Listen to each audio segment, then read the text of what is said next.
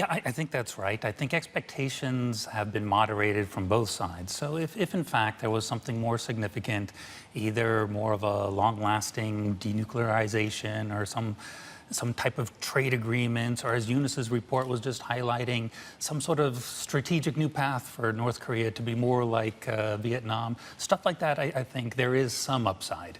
But generally, I think markets are in a comfortable place regarding the North Korea the problems that we had in the past. And therefore, in some ways, I almost worry that if things sort of don't come together that well, or if there's some sort of negative outcome, then in some ways there's maybe more room for disappointment. Right.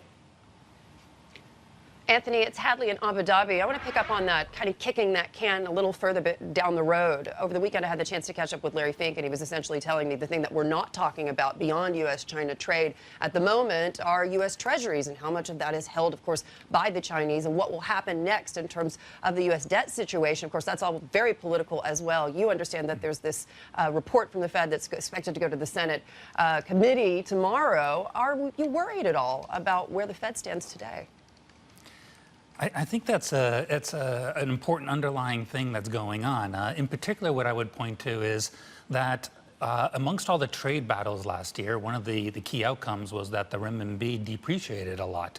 Roughly in line with the 10% tariffs, the renminbi depreciated by 10%. And now that the trade tariffs look like they might be coming off the table, there's potential room that the renminbi might be appreciating again, even to the tune of offsetting that 10% depreciation that we had last year.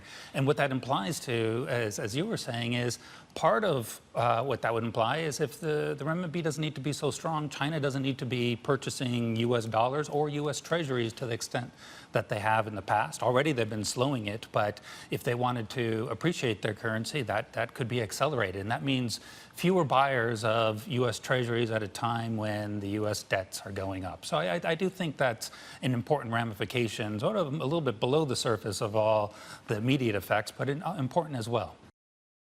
Hey everybody, it's Hadley Gamble from our new CNBC Middle East Bureau in Abu Dhabi. Thanks for stopping by. Now to watch more, you can try one of the videos that just popped up on your screen. And don't forget to subscribe.